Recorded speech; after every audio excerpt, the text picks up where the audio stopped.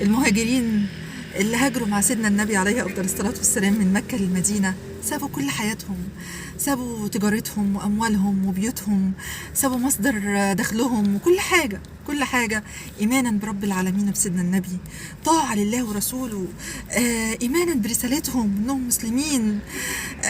راحوا البلد جديد، راحوا للمجهول، ما يعرفوش في ايه. طب هيعيشوا ازاي، هيناموا فين، ايه مصدر دخلهم، ما يعرفوش اي حاجه، ايمانا بس بانهم مسلمين وانهم اصحاب رساله.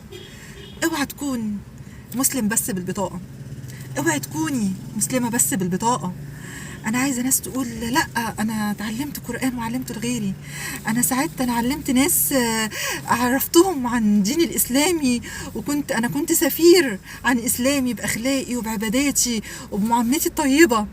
عايزه حد تقول لي انا علمت اطفال، علمتهم كتاب ربنا وعلمتهم عبادات وقصص الانبياء والمرسلين وعلمتهم الصلاه. عايزه واحده تانية تقول لي انا زرعت في ولادي الوازع الديني. عايزه ناس اصحاب رساله. عايزين يا جماعه لما نقابل ربنا يا رب احنا كنا اصحاب رساله، احنا كنا ناس اصحاب رساله، ما كناش ناس عاديين. عايزين نقابل ربنا بده. انت لو كنت سبب في ان واحد بس قرب لربنا وساهمت في انه قرب ليه، انت كده صاحب رساله، انت كده انسان مؤثر. هي دي الرساله. ولو قلنا ده الدرس المستفاد، رقم 4 اللي استفدنا بيه من هجرة سيدنا النبي، هنقول مرسلتك، او هنقول التضحية في سبيل الله زي المهاجرين ما عملوا. بس كده.